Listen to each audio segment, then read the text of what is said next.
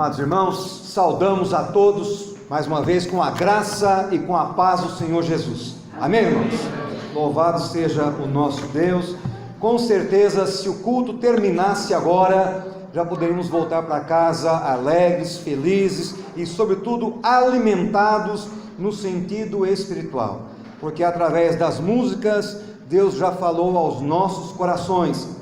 Porém, nós vamos dedicar esse tempo agora para meditarmos na sua palavra. Eu convido a todos que abram comigo mais uma vez a sua Bíblia no livro do Apocalipse, no seu capítulo 2. Livro do Apocalipse, no seu capítulo 2. Nós estaremos lendo do versículo 12 ao 17.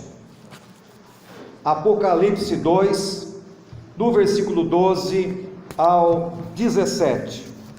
Eu vou ler os versículos pares. Eu peço à igreja que acompanhe lendo os versículos ímpares. Então, do 12 ao 17, capítulo 2 do livro do Apocalipse. Ao anjo da igreja em Pérgamo escreve: estas coisas diz aquele que tem a espada afiada de dois gumes.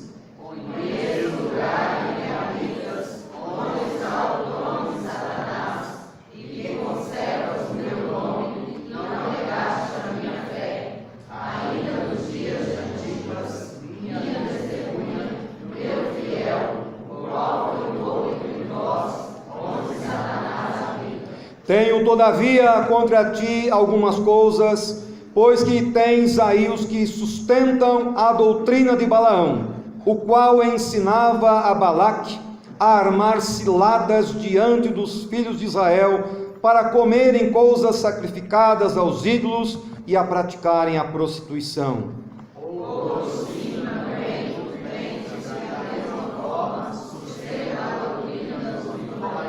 Portanto, arrepende-te, e se não, venho a ti sem demora, e contra eles pelejarei com a espada da minha boca. Quem tem ouvidos, ouça o que o Espírito diz às igrejas. Ao vencedor dar-lhe-ei um maná escondido, bem como darei uma pedrinha branca, e sobre essa pedrinha escrito um nome novo, o qual ninguém conhece. Amém, até o versículo 17, quero apenas destacar o versículo 14. Tenho todavia contra ti algumas coisas, pois que tens aí os que sustentam a doutrina de Balaão, o qual ensinava a Balaque a armar ciladas diante dos filhos de Israel, para comerem coisas sacrificadas aos ídolos e praticarem a prostituição. Vamos orar. Deus amado, Pai bendito, rendemos-te graças, porque o Senhor tem abençoado as nossas vidas dia após dia, e essa comunidade de uma forma especial, porque nesta data ela comemora, ela celebra seus 31 anos de organização eclesiástica. Obrigado, porque a tua presença aqui é sempre bem-vinda, e toda vez que aqui nos reunimos como corpo vivo do Senhor Jesus, somos fortalecidos, somos abençoados, somos amadurecidos na nossa vida espiritual. Guarda, Senhor, essa igreja, venha libertá-la das astúcias malignas que sempre tentam nos separar cada vez mais do Senhor. Que cada servo e serva do Senhor que aqui congrega permaneça firme na fé e se torne em Cristo mais do que vencedor em todos os seus empreendimentos. Nós oramos a Ti com gratidão, em o nome do Senhor Jesus. Amém. Irmãos, vejam bem que, mais uma vez, são cartas que o Senhor Jesus está enviando àquelas igrejas da Ásia Menor. E é óbvio que são 7 cartas, e no livro do Apocalipse o número 7 tem um significado todo especial. O número 7 representa a perfeição, representa a plenitude. É evidente que haviam muitas outras igrejas lá, mas quando 7 foram selecionadas, a ideia por trás desse número é que essa mensagem era aplicável àquelas igrejas, mas também às igrejas de hoje. Enfim, a todas as igrejas do Senhor Jesus. E sendo assim, é importante que ao determos nossos olhos sobre o texto sagrado, você não fique apenas pensando, esse é um texto antigo. E isso aconteceu, aqueles irmãos, há muitos anos atrás, aproximadamente 2000 anos atrás. Não, irmãos, pelo contrário, essa mensagem foi oportuna para eles, ela é oportuna para nós. E se você está aqui nessa noite, é sinal de que Deus deseja falar ao meu e ao seu coração, porque você poderia estar em qualquer outro lugar, mas aprove ao Espírito Santo tocar na sua vida, no seu coração, e fazer com que você abrisse mão de todas as demais coisas, para estar aqui na casa do Senhor. E essa igreja, ela é interessante porque ela estava localizada numa região não muito favorável ao Evangelho. E se vocês estão observando aqui, o nome da cidade era Pérgamo. E o que significa Pérgamo? Pérgamo significa casado. E a ideia é exatamente essa que o Senhor Jesus quer nos trazer, de que ali havia uma comunidade casada com Ele. Uma comunidade vivendo em íntima e plena e total comunhão com Ele. É por isso que Ele nos separa. É por isso que nós cantamos agora há pouco que aquela pessoa que já teve o encontro transformador com o Senhor Jesus e entrou no Santo dos Santos, para esta pessoa não existe lugar melhor. E se ela tentar sair da presença de Deus, não encontrará alegria e felicidade em lugar nenhum, porque o único que nos satisfaz é Deus. E Pérgamo nos mostra essa ideia: você está linkado com o Senhor Jesus e você não pode quebrar esta união que Ele estabeleceu. É uma união mística, nós não estamos vendo, mas ela existe. Nós estamos ligados porque Ele é o cabeça e eu e você somos corpo desse Cristo, dessa sua comunidade aqui na terra. E ele menciona que essa igreja estava onde? Onde estava o trono de Satanás. E quem às vezes lê rapidamente pensa, será que havia de fato um trono ali, onde as pessoas podiam contemplar alguém sentado? E é óbvio que não, irmãos. Isso é uma linguagem figurada. É que naquela época havia a Acrópole, que era a parte mais alta da cidade, e ali havia um panteão com dezenas e dezenas de deuses, e o principal deles que era adorado era o deus Zeu.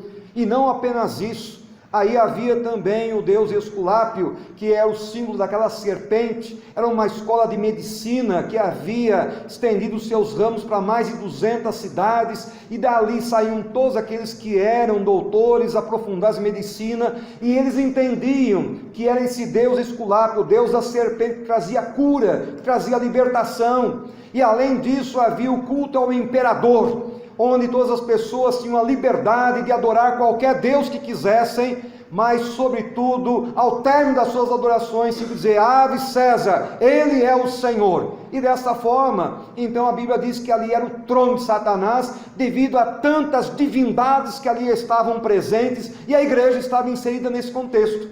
Só que eles tinham que aprender a viver unidos com o Senhor. E Jesus até elogia essa igreja, porque entre os seus habitantes ali tinha um deles aí chamado Antipas.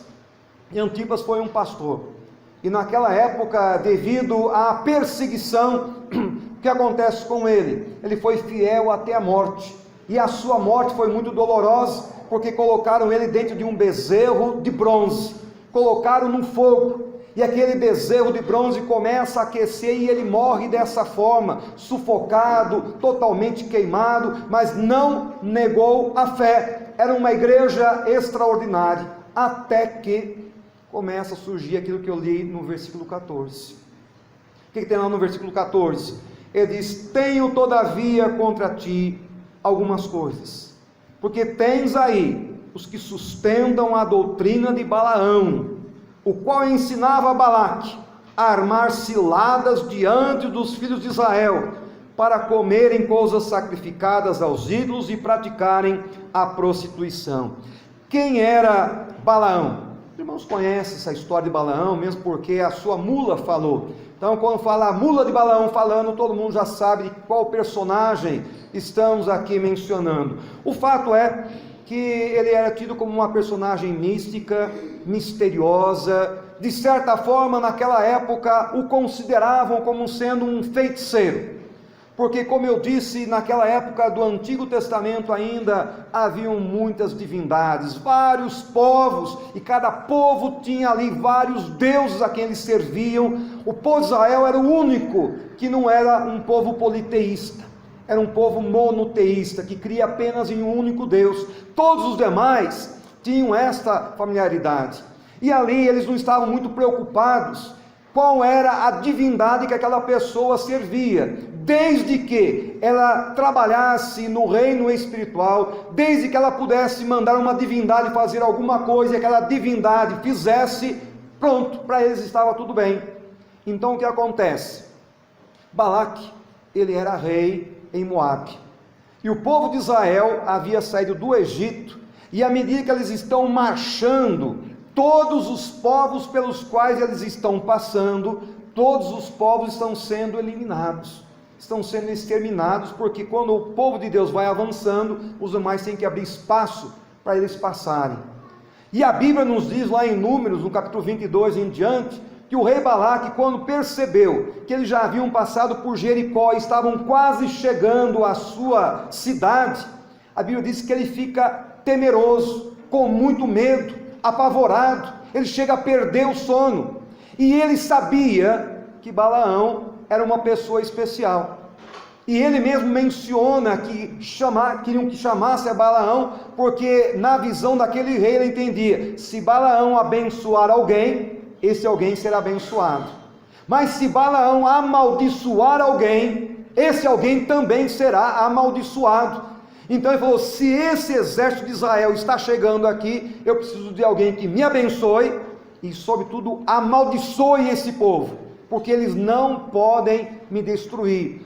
Essa era a artimanha, e lá vem Balaão. E quando Balaão chega, lógico que houve todo aquele episódio da mula falar, eu não vou entrar nesses detalhes agora, quero ser um pouco mais sucinto, mas vejam bem que naquele diálogo, naquela conversa com o rei Balaque, ele diz, olha, você precisa amaldiçoar esse povo, e se você for ler a história, você vai perceber que ele vai em 4 montes, ele sobe num monte para tentar amaldiçoar, mas ele não consegue, porque Deus não permite que ele amaldiçoe aquele povo, e o povo de Israel era tão numeroso, que mesmo do alto daquele monte ele não conseguia enxergar toda aquela população. Aí ele vai no outro extremo, sobe num outro monte, olha aquela mesma multidão, tenta amaldiçoar e ele não consegue, e isso por 4 vezes. E não conseguia ver aquele mar de pessoas, porque a Bíblia diz que quem havia saído do Egito eram aproximadamente 600 mil homens a pé, de 18 anos aproximadamente. Fora idosos, fora mulheres, fora crianças, 600 mil. Se você multiplicar aí pelo menos uma família de um pai, mãe e uma criança com 3, você vai ter pelo menos 2 milhões de pessoas, quase que a população inteira de BH. Então é lógico que ele, olhando do alto do monte, ele via aquele mar de pessoas, mas ele não tinha como contemplar a todos, e muito menos amaldiçoar. E o rei Balaque começa a dizer, olha, eu vou te dar uma grande quantia, mas você precisa me abençoar e amaldiçoar esse povo. E Balaão diz, não é possível, não tem como amaldiçoar um povo que tem um Deus que está abençoando. Como vou amaldiçoar um povo que tem um Deus que está ali protegendo, um Deus que o está guardando as 7 chaves? Simplesmente é impossível amaldiçoar esse povo. Enquanto esse Deus estiver ali guardando esse povo, não tem o que fazer. E o rei Balaque, não entendendo muito bem a estratégia, falou, mas e se nós chamarmos uma das nossas divindades? Ele falou, nenhuma divindade é capaz de quebrar o poder do Deus de Israel. Mas se eu chamar todas as nossas divindades de uma só vez, ele falou, mesmo que venham todas as divindades do mundo inteiro, nenhum desses deuses é tão forte como o Deus de Israel. Então, se não pode fazer isso, como é que nós vamos fazer para amaldiçoar esse povo? Falou, olha, não tem como amaldiçoar um povo que Deus está abençoando, a não ser, e aí vem uma ideia, porque Satanás, quando ele peca diante dos céus, e por causa do seu pecado, do seu orgulho, da sua vaidade, da sua arrogância, ele é mandado dos céus à terra, e ele é expulso do paraíso. Veja bem que a Bíblia diz que ele caiu, deixou de ser um anjo de luz, transformou-se num demônio, por isso que ele não é mais um anjo, ele é um demônio, perdeu a capacidade de brilhar para ser o anjo das trevas, o príncipe do mal, mas ele não perdeu a sua sabedoria. Pelo contrário, a sua sabedoria se corrompeu, mas ele continua tendo a mesma sabedoria, e ele manda uma flecha de sabedoria a Balaão, dizendo: olha, nós não temos como eliminar aquele povo que está sob bênção de Deus, mas nós podemos fazer com que o Deus deles não os abençoe mais. E o rei falou: mas como? A única maneira de nós fazermos o Deus deles não abençoá-los mais é eles se voltando contra Deus. Nós temos que fazer com que eles pequem contra o seu Deus, porque quando eles pecarem contra o seu Deus, o Deus deles não poderá mais mantê-los protegidos, e aí sim nós poderemos de fato derrotá-los. E foi exatamente o que ele resolveu fazer. A Bíblia menciona que ele colocou tendas ali no meio do povo, porque se os irmãos perceberam que eu estava mencionando, ali havia na época aqui dessa igreja de Pérgamo, havia vários panteões com diversos deuses que ali estavam, e diante das perseguições, eles permaneceram fortes, firmes e vigorosos. Mas como é que Satanás faz? Satanás, ele sempre muda de estratégia, ele sempre muda a sua metodologia. Se através da perseguição eu não estou conseguindo vencer, eu vou me imiscuir, eu vou me misturar com eles, porque eu me misturando com eles, sem que eles percebam, eles vão cair em tentação, vão pecar contra o seu Deus, e pronto. Esse era o conselho que Balaque estava dando. Então foi o que eles fizeram. Eles fizeram o seguinte: colocaram aquelas tendas com várias moças bonitas do lado de fora, e à medida que os israelitas iam passando, elas iam oferecendo muitas coisas. Vamos entrar na tenda, temos muitas coisas para oferecer, e o que é melhor é tudo de graça, vocês podem pegar à vontade.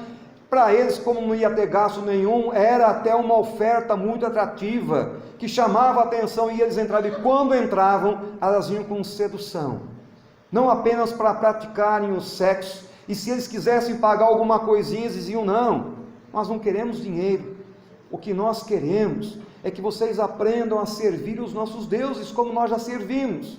E aparentemente eles estavam achando que não tinha problema nenhum, porque eles não iam pagar nada, eles iam ter muitos prazeres, e ao mesmo tempo, eles estavam servindo uma divindade que aos seus olhos não ia ter problema nenhum. Só que ao fazerem isso, se vocês leem lá no capítulo 24, vocês vão perceber que como consequência, a ira de Deus se acendeu contra aquele povo, e só naquela data morreram 24 mil israelitas, e só não prosseguiu a morte, porque alguém teve a coragem de ir lá e eliminar o mal pela raiz, matando as pessoas que estavam à frente daquela rebeldia contra o Senhor. E a Bíblia menciona que tudo aquilo que está registrado na Bíblia, mesmo as coisas que são lá do Velho Testamento, elas têm uma finalidade, elas foram escritas para o meu aprendizado. Eu tenho que aprender que essas coisas foram válidas lá e são válidas aqui. E quando você observa o texto aqui do versículo 14, o que Jesus estava tentando dizer para aquela igreja é o seguinte: aquilo que foi usado lá atrás como estratégia para destruir o meu povo de Israel, é o que está acontecendo agora nessa igreja em Pérgamo. Por quê? Porque tem um cidadão lá que ele está dando as ideias, e a questão que ele está levantando aqui é exatamente essa do versículo 14, o qual ensinava a Balaque a armar ciladas. A palavra é metodeia, são várias, astúcia, são estratégias para você derrubar o inimigo. O que Jesus estava tentando mostrar aqui é o seguinte: você tem que temer não apenas a Satanás, mas sobretudo as suas ciladas, porque cada vez que ele age, ele tenta puxar o seu tapete, ele tenta te destruir. E pensando nessa estrutura toda, eu queria falar 3 coisinhas rapidamente com a igreja. A primeira coisa que nós temos que entender aqui, irmãos, que o texto nos fala, sabe o que é? Isso é coisa fantástica, maravilhosa. A primeira ideia que o texto me traz é que nós temos a proteção de Deus. Tanto é que ele disse aqui o seguinte: se nós não fizermos com que esse povo peque contra o seu Deus, nós não temos como amaldiçoá-lo e nem destruí-lo, é impossível. Isso significa que eu e você temos uma proteção de Deus. Como assim uma proteção de Deus? A Bíblia menciona que existe uma Basileia, que existe um reino. Lá em Colossenses 1,13 diz que as pessoas estão no reino das trevas. Mas o que é que Jesus Cristo faz? Ele vem e ele nos tira desse império das trevas e ele nos transporta para o reino do Filho do seu amor. Então, se até então Satanás prendia aos seus e escravizava, a Bíblia menciona que Deus, de certa forma, faz a mesma coisa. Ele nos tira desse império e nos coloca num novo império. Império onde tem a sua luz, onde tem a sua presença, onde se manifesta o seu amor. E nesse lugar, eu e você somos guardados. Somos guardados? Sim. Não sei se você já leu a história de Jó. Você conhece a história de Jó? A Bíblia diz que Satanás passeava para conhecer o mundo. Em certa ocasião houve lá um diálogo, Deus e Satanás, e nesse diálogo Deus está dizendo: você viu o meu servo Jó? Como ele é fiel, como ele é íntegro, como ele me teme, como ele realmente é uma bênção nas minhas mãos. E se você observa o texto lá no versículo 10, você vai perceber que Satanás faz ali uma crítica, dizendo o seguinte: é óbvio que ele tem que ser fiel, é óbvio que eles têm que estar alegre, afinal de contas o Senhor colocou uma sebe ao redor dele, ao redor dos seus filhos, ao redor da sua família e ao redor de todos os seus bens. Mas se o Senhor tira essa sebe, se o Senhor tira essa proteção, inevitavelmente ele irá te negar. Irmão, se vocês prestaram atenção, o que Satanás estava dizendo? Que ele não podia fazer absolutamente nada contra Jó. Por quê? Porque Deus havia colocado uma cerca, tanto sobre a vida dele, sobre a vida dos seus filhos, da sua família e de todos os seus bens. E Deus, para mostrar que não era aquilo, ele falou: tudo bem, eu vou até tirar essa cerca, você pode tocar nos filhos, você pode tocar na família, nos bens, mas no meu servo não.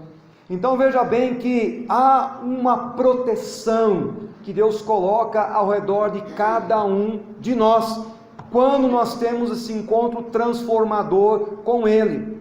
Se isso não foi suficiente, lá em Zacarias tem uma outra passagem muito interessante, no capítulo 2, versículo 5. E aí ele está falando sobre a Jerusalém celestial, e não é cidade, é Jerusalém, pessoas, eu e você, e ele diz que para essa cidade, para nós, ele coloca um muro, mas é um muro de fogo, porque o muro comum apenas iria separar o inimigo de nós, mas ele coloca um muro de fogo, para que se o inimigo tentar, ele próprio venha a ser chamuscado, venha a ser queimado, e ele não possa se aproximar de nós de forma nenhuma. Então o que voltando ao nosso texto aqui, está nos dizendo? Que Balaão diz o seguinte: olha, esse Deus que eles servem, ele coloca essa cerca, ele coloca esse muro. Pedro, no seu 1 Pedro 2,5, diz que somos guardados pelo poder de Deus. E essa palavra guardados pelo poder de Deus é como se houvesse um campo de força. O inimigo tenta atacar, mas não consegue. É como aquele reclame da televisão do Colgate, que eles colocam lá aquele espelho mágico na frente, e a cárie tenta entrar e não consegue, ela é rebatida. Ele está dizendo a mesma coisa. Deus, ele coloca essa sebe, ele coloca esse muro, ele coloca esse campo de força, e o inimigo não pode nos alcançar. Aí Balaão dá a ideia: mas se você fizer com que esse povo peque contra Deus, Deus não irá abençoá-los mais. Então, irmãos, a única maneira de eu e de você, que amamos o Senhor, sermos atingidos pelo inimigo, é quando eu e você pecamos. É quando eu e você abrimos a brecha para que o inimigo venha nos atacar, porque do contrário, isso não é permitido. A própria palavra de Deus nos garante isso. Por isso que, em segundo lugar, se nós vimos por um lado, nós temos e gozamos dessa proteção. Em segundo lugar, o texto nos fala que o inimigo ele tem ciladas. São as ciladas do diabo. Por quê? Porque por dentro, mesmo que você não consiga enxergar, essa proteção que Deus faz, ela é indestrutível. Ela é invencível. Nenhum exército, nenhum inimigo é capaz de destruir essa proteção de Deus. Mas se pelo lado de dentro ela é indestrutível, do lado de fora ela é indestrutível, do lado de dentro ela é muito frágil. Então, o que acontece? É como aquela pessoa que chega ao líder da igreja e vai perguntar o seguinte: pastor, você acha realmente que Deus guarda a pessoa e a pessoa nunca vai cair, a pessoa nunca vai pecar, a pessoa nunca vai naufragar na fé? E a pessoa vai ter que responder o seguinte: depende muito, porque se formos olhar do ponto de vista de Deus, Deus vai guardá-la de tal maneira, Ele não vai permitir que ela seja tentada além das suas forças. E aquilo que eu sempre digo lá no Brasil Industrial, a gerente está aqui, ela sabe disso: se você tem a capacidade de suportar uma tentação até o nível 8, de 0 a 10, a tentação não vai chegar ao nível 8, porque é o seu limite.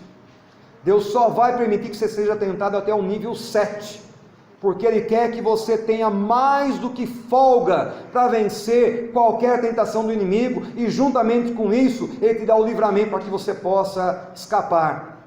Mas se por um lado existe essa muralha intransponível, por outro lado você pode quebrar. Do seu lado ela é frágil, e quando você abre, tantas vezes que você percebe que você cai em pecado, mas quando você raciocina, fala: não precisava ter caído, caí de besteira, de bobeira, não precisava. E quando você vence, sente uma alegria, porque você percebeu que de fato essa muralha estava ao seu derredor. E lá em Eclesiastes, o que está dizendo? Eclesiastes 10, o versículo 8, ele diz: quem abre uma cova, nela cairá, e quem rompe o muro, mordê-lo-á uma cobra. Irmãos, o que Salomão está mencionando aqui é exatamente o seguinte: que olha, quem tem um muro, ele tem uma proteção. Por quê? O muro serve para impedir que animais entrem, serve para impedir que ladrões tentem avançar, porque ele causa um limite, ele causa uma separação. Mas o texto também está dizendo que se porventura essa pessoa que tem esse muro e que mantém todos os animais para bem longe, se ele porventura abrir esse muro, nos diz que lá fora tem um animal chamado cobra, e essa cobra vai entrar e vai mordê-lo. É interessante que ele usa a expressão cobra, porque na Bíblia a cobra nos lembra Satanás, nos lembra a antiga serpente. E o texto que ele quer nos dizer é o seguinte: que enquanto você permanece fiel a Deus, o inimigo não tem como te atacar. Mas quando você mesmo abre essa brecha, quando você mesmo permite que o pecado adentre o seu coração, está permitindo que a cobra te morda. Você está permitindo que a derrota entre no seu coração, na sua família, na sua casa ou no seu lar. Portanto, o que Satanás faz é exatamente isso. Ele não vai vir com aquela malha vermelha, com aqueles chifres, com aquele tridente, com um rabo pontiagudo. Isso daí é uma visão medieval. Não é assim que ele se apresenta, porque ele sabe, se ele vem dessa forma, você logo vai encará-lo como sendo um adversário e você vai se prevenir.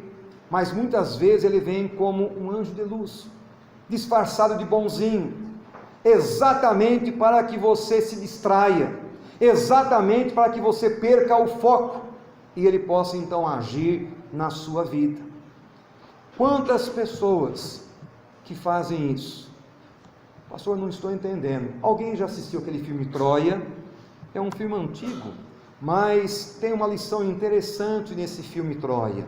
Veja bem que uma princesa havia sido raptada e levada para o reino de Esparta, e veja bem, Atenas e Esparta estavam ali lutando, e queriam resgatar a princesa.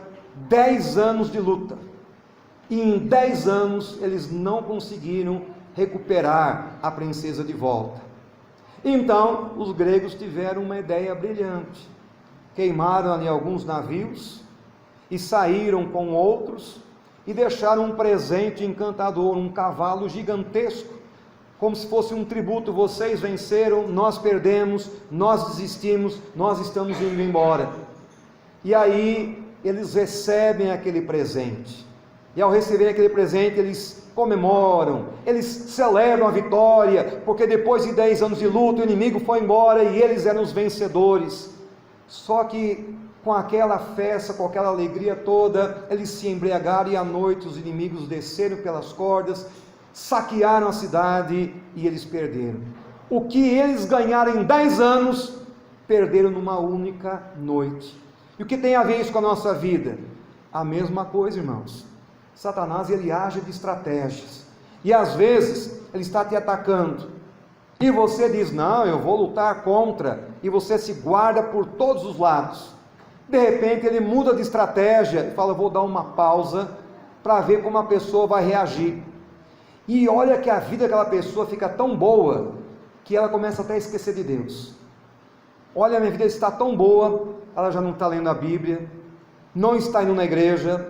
Às vezes ela faz férias da igreja até de 1 mês, porque a vida dela está tão boa, com tanta coisa boa acontecendo, que ela tem que aproveitar. E quando ela menos percebe, aí sim ele vem sorrateiramente e ataca com todo o seu arsenal. E aí é aquela manhã que a pessoa levanta mal-humorada, brigando com todo mundo, chutando os animais de casa, briga lá no trânsito, releva uma bordoada do patrão lá no trabalho, e a pessoa depois não sabe o que foi que aconteceu. Não sabe o que aconteceu? Você abaixou as guardas, você não está mais vigiando, você permitiu que uma brecha se abrisse. Como que a brecha se abre? Não sei se você já viu em algumas casas que Deus dá a proteção, mas muitas famílias tiram essa proteção. É o pai que está brigando com a mãe, é a mãe que está devolvendo alguns palavrões para o pai, às vezes são as crianças que, brincando, falam palavras horrorosas para os pais, e os pais acham que aquilo é a coisa mais natural do mundo. São os irmãos que estão brigando. Gente, quando tudo isso vai acontecendo, vocês acham que a proteção de Deus ali ainda está? Aquela família não vai ser alvo dos ataques malignos. Pelo contrário, a família, ela se afastou de tal maneira de Deus, que agora já não tem mais aquela proteção, e o inimigo ele vai atacar impiedosamente. Por quê? Porque ele é perseverante. Tanto é que Davi, a Bíblia diz que ele venceu o leão, o urso, grandes exércitos, porque se cantava, dizia: Saul matou milhares, Davi porém 10 milhares. Ele era um herói, mas ao mesmo tempo que ele era um herói, ao cochilar um pouquinho, ao baixar a guarda, ele cai em pecado, e ele peca vergonhosamente, com adultério, ele manda matar um dos seus generais, ele mente, tantas coisas. Sim, o inimigo não tem como atacar, mas quando você abre a brecha, o inimigo ataca, e ele é perseverante, porque você se lembra de Sansão? Sansão estava com Dalila, e ela tenta descobrir qual era o segredo dele ser invencível, e ele não vai dizendo, ele vai dizendo várias outras coisas, mas não diz o segredo. Por 3, 4 vezes ela é enganada, porque ele não diz a verdade. E aí ela vem com aquela sutileza: não, você não me ama, porque se você me amasse, você diria qual é o seu segredo, você abriria o seu coração, você não confia em mim. E aí ele diz: o meu segredo é que desde o meu nascimento, nunca o meu cabelo foi cortado, sou nazireu desde o nascimento. E quando ela explica isso e ele dorme, aí ele é surpreendido. Irmãos, é a mesma coisa. Balaão falou: eu não tenho como amaldiçoar, mas se nós criarmos uma estratégia e fizermos com que o povo peque, é o próprio Deus deles que irá contra eles. E naquela igreja havia os nicolaítas, eram aquelas pessoas que pensavam assim: olha, Deus tem nos chamado para a liberdade, Já que Ele tem nos chamado para a liberdade, vamos aproveitar essa liberdade ao máximo, vamos fazer tudo aquilo que nós podemos fazer, porque onde abundou o pecado, superabundou a graça. Quanto mais nós pecarmos, maior vai ser a graça e a benevolência de Deus sobre nossa vida. E o povo achava que aquilo era certo. Olha, você tem que experimentar todas as coisas do mundo, porque Deus vai te perdoar. E Deus falou: eu tenho isso contra vocês, porque vocês estão me abandonando, estão me trocando por outras coisas. E aqui, veja bem que a Bíblia diz lá em 1 Pedro 5,8: o diabo, vosso adversário, anda em vosso derredor, bramando como um leão, buscando alguém que possa tragar. Ou seja, ele anda ao nosso derredor, mas ele não pode atacar todo mundo. Ele fica esperando que alguém dê essa brecha, esperando quem ele possa tragar. Isso é possível? Infelizmente é. Por isso que o apóstolo Paulo diz: não deis lugar ao diabo. Ou seja, Deus está na sua vida e Deus é luz, e quando Deus está ali, as trevas se afastam. Mas quando você dá um lugar para Ele, quem se afasta é a luz, e as trevas tomam conta. Por isso você está dizendo: não deis lugar ao diabo. Em 1 Timóteo 5,15, Paulo está falando sobre as viúvas, e ele fala das viúvas que estavam num bom proceder, e de algumas viúvas que estavam fazendo coisas erradas e impróprias. Depois vocês podem ler lá o contexto. Mas quando ele chega no versículo 15, depois de discorrer quase 15 versículos a respeito das viúvas, ele diz: pois com efeito já algumas se desviaram seguindo a Satanás. Irmãos, quando você lê isso, não sei se você parou para entender, mas ele diz o seguinte, que algumas daquelas viúvas, por estarem se desviando do caminho, sem que elas percebessem, elas estavam seguindo a Satanás. Há um hino que nós cantamos, que diz: quantos que corriam bem, e hoje longe de ti estão, outros que seguem, porém, estão quase cambaleando, não conseguem nem quase caminhar mais. E quando você vai perguntar para alguma pessoa dessas, que estava na igreja e está fora, você diz: olha, você abandonou Deus? Falou: não abandonei Deus não, é que eu não quero mais ir na igreja, eu quero viver minha vida, eu estou um pouco descontente com Ele, mas eu não estou no mal não, eu só não quero seguir o caminho, eu quero viver a minha vida. E na mente dessa pessoa, parece que está tudo bem, mas de acordo com esse versículo aqui que nós acabamos de ler, ele está dizendo que quando você não está com Jesus, você está seguindo a Satanás, porque Jesus mesmo diz que quem não é por mim, é contra mim, quem comigo não está juntando, está espalhando. E a Bíblia menciona que quando você se torna amigo do mundo, você se tornou automaticamente inimigo de Deus. E lá em Tiago, ele está dizendo o seguinte, que nós não podemos ser infiéis. O texto lá de Tiago 4, de 1 a 7, mas no versículo 4 ele diz: infiéis, não compreendeis que a amizade do mundo é a inimizade com Deus? Se pois quiserdes ser amigos do mundo, vocês se constituem inimigos de Deus. Essa palavra infiel, se você for olhar lá na língua grega, ela fala de uma aliança, é a aliança de um casamento. E o que ele está aplicando aqui, essa palavra, é o seguinte: sou um cristão, mas quando eu começo a flertar com o mundo, a olhar para as coisas desse mundo, eu estou adulterando contra Deus, eu estou sendo infiel a esse Deus. Portanto, irmãos, essa é a segunda lição que ele está mencionando aqui. A primeira é que ele nos guarda com uma proteção maravilhosa, e ninguém pode nos destruir. Mas quando você abre uma brecha e permite que o inimigo entre, você está destruindo essa barreira e o inimigo vai atacar, porque ele arma ciladas, ele vai tentar te destruir. E o que você pode fazer? Jesus recomenda àquela igreja: só há uma maneira, você precisa se arrepender, você precisa mudar de vida. Lá em Tiago ele diz: sujeitai-vos a Deus, resisti ao diabo, e ele fugirá de vós. E quando a pessoa lê isso, às vezes ela pensa que são duas batalhas, São duas coisas distintas. Eu tenho que amar a Deus, mas ao mesmo tempo eu tenho que lutar contra Satanás. Irmãos, não é isso que o texto está dizendo. O que o texto está dizendo é o seguinte, que você não tem condições de sozinho lutar contra Satanás e você vencer. Ninguém vence, é impossível. O que ele está dizendo é o seguinte, você tem que se sujeitar a Deus.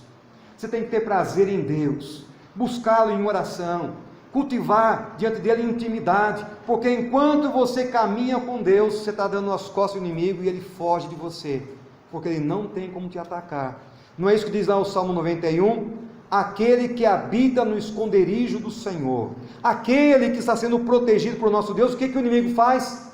Não faz nada. Por quê? Ele vai ver 1000 caindo de um lado, 10.000 do outro, mas ele mesmo não vai ser atingido, porque Deus vai estar com ele. Mas se você abre a guarda, você está se desprevenindo, e aí sim complica. Por isso Jesus falou, olha, vocês precisam voltar-se para mim, vocês precisam se arrepender, olhe para a vida de vocês, qual é a liberdade que vocês estão dando e que estão se distanciando de mim, voltem para mim. Por quê? Porque eu sou o Cristo que segura vocês, eu tenho enviado o Espírito Santo para estar com vocês, e esse Espírito Santo, o que ele vai fazer? Ele vai fazer com que vocês venham sempre na minha direção, que vocês me conheçam cada vez mais e melhor, e vocês muitas vezes estão apagando, sufocando, então se arrependam disso, voltem-se para mim, porque se vocês se voltarem para mim, aí ele diz aqui o seguinte, lá no versículo 17, que quem se volta para ele, o vencedor, ele dará de comer do maná escondido, bem como lhe dará uma pedrinha branca, e sobre essa pedrinha escrito um novo nome, o qual ninguém conhece, senão aquele que o recebe. Em outras palavras, está dizendo o seguinte, você tem que tomar uma decisão, ou você vai provar e experimentar do maná da terra, que não te leva para lugar nenhum, que te leva à perdição eterna, mas se você se arrepender,